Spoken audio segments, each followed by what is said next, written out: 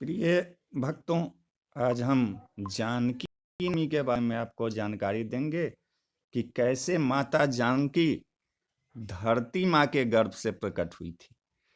ऐसे जानकी उत्सव हर एक साल बड़े धूमधाम के साथ मनाया जाता है, लेकिन इस बार कोरोना महामारी के कारण जानकी महोत्सव जो है बहुत सादगी से मनेगा।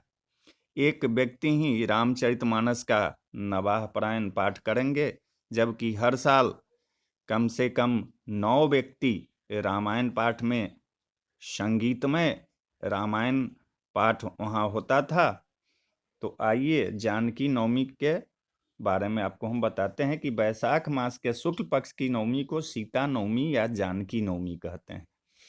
धर्म ग्रंथों के अनुसार इसी दिन सीता जी का प्रकट हुआ था, इसलिए यह पर्व माँ सीता के जन्म दिवस के रूप में मनाया जाता है।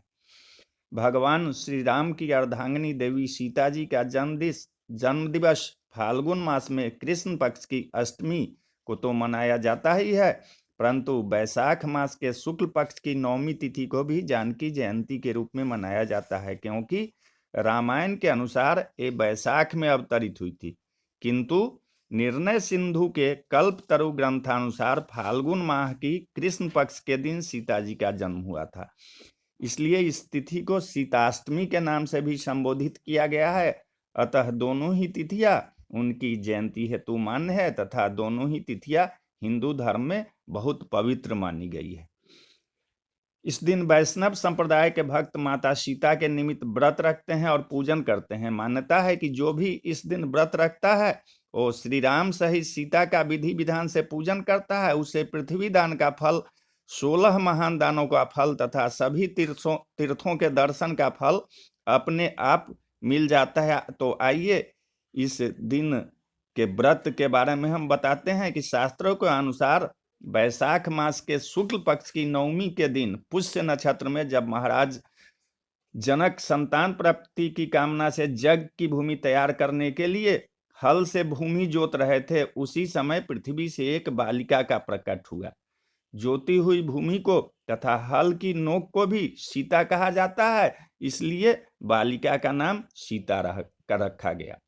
सीता जन्म कथा सीता के विषय में रामायण और अन्य ग्रंथों में जो उल्लेख मिलता है उसके अनुसार मिथिला के राजा जनक के राज में कई वर्षों से वर्षा नहीं हो रही थी, वहां अकाल पड़ा हुआ था।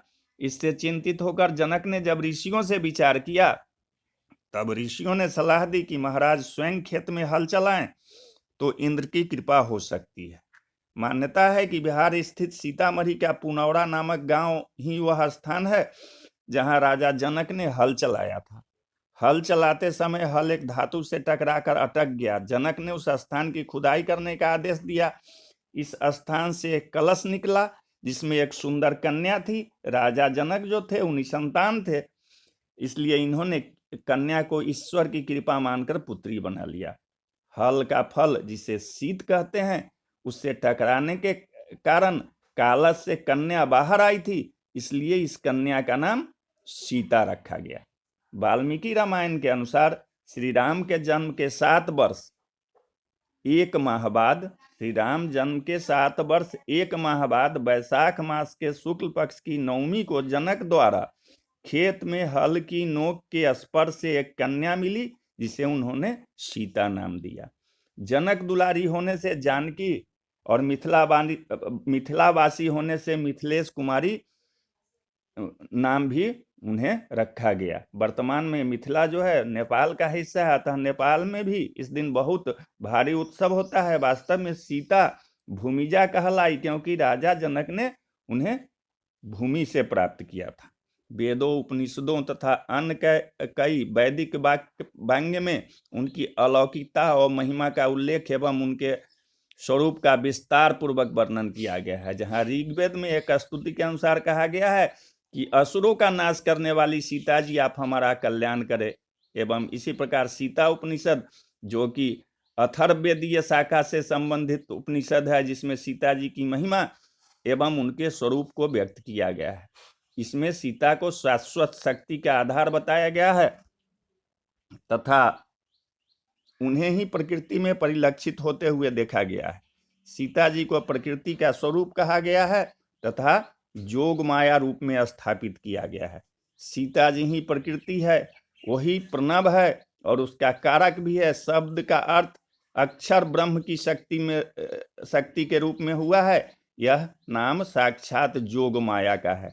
देवी सीता जी को भगवान राम का साथ प्राप्त है, जिसके कारण वह विश्व कल्याणकारी है। सीता जी जग माता है और श्री राम को जगत पिता बताया गया है। एकमात्र सत्य यही है कि श्री राम ही बहुरूपिणी माया को स्वीकार कर विश्व रूप में भाषित हो रहे हैं और सीता जी ही वही जोग माया है। इस तथ्य का उद्घाटन निर्णय सिंधु से भी प्राप्त होता है, जिसके अनुसार सीता शक्ति, इच्छा शक्ति तथा ज्ञान शक्ति तीनों रूपों में प्रकट होती है। वह परमात्मा की शक्ति स्वरूप है। इसी प्रकार सीता माता के चरित्रों का वर्णन सभी वेदों में बहुत सुंदर शब्दों में किया गया है। ऋग्वेद में वे असुर संहारणी कल्याणकारी, शीतोपनिषद में मूल प्रकृति, विष्णु सानिध्या, राम तापनीयोपनिषद में आनंददायिनी, आदि शक्ति, स्थिति उत्पत्ति संहारणी, आर्ष ग्रंथों में सर्व वेदमयी, देवमयी, लोकमयी तथा इच्छा क्रिया ज्ञान की संगमन है। गोस्वामी तुलसीदास ने उन्हें सर्व क्लेश हारणी, उद्धव स्थिति संहार कारणी, राम वल्लभा कहा है। पद्म पुराण उन्हें जगत माता, अध्यात्म रामायण एकमात्र सत्य, जोग माया का साक्षात स्वरूप और महारामायण समस्त शक्तियों की स्रोत तथा मुक्तिदायिनी कहकर उनकी आराधना करता है। राम ताप उपनिषद में सीता को जगत की आनंददायिनी, सृष्टि के उत्पत्ति, स्थिति तथा संहार की अधिष्ठात्री कहा गया है। वाल्मीकि रामायण में भी देवी सीता को शक्ति स्वरूपा, ममतामयी, राक्षस नाशनी, पतिव्रता आदि कई गुणों से सज्जित बताया गया है। वाल्मीकि रामायण के अनुसार सीता राम से 7 वर्ष छोटी थी। रामायण तथा रामचरितमानस के बालकांड में सीता के उद्भव कारणी रूप का दर्शन होता है एवं उनके विवाह तक संपूर्ण आकर्षण सीता में समाहित है, जहां संपूर्ण क्रिया उनके ऐश्वर्य को रूपायित करती है। अयोध्या कांड से अरण्य कांड तक वह स्थिति कारणी है, जिसमें वह करुणा क्षमा की मूर्ति है। वह काल रात्रि बन निशाचर कुल में प्रविष्ट हो उनके विनाश का मूल बनती है। यद्यपि तुलसीदास ने सीता जी के मात्र कन्या तथा पत्नी रूपों को दर्शाया है, तथापि वाल्मीकि जी ने उन्हें मातृ स्वरूप को भी प्रदर्शित कर उनमें वात्सल्य एवं स्नेह को भी दिखलाया गया है। इसलिए सीता जी का जीवन एक पुत्री, पुत्रवधू, पत्नी और माँ के रूप में उनका आदर्श रूप सभी के लिए पूजनीय रहा है। मर्यादा पुरुषोत्तम श्री राम तथा माता जानकी के अन्य भक्त गोस्वामी तुलसीदास जी रामचरितमानस के बालकांड के प्रारंभिक श्लोक में सीता जी को ब्रह्म की 3 क्रियाओं उद्भव, स्थिति, संहार की संचालिका तथा आद्या शक्ति कहते हुए नमस्कार करते हैं। तो आइए हम लोग इस वैश्विक महामारी में घर में ही बैठकर जानकी नवमी को मनावे। जय माता सीता, जय माता सीता।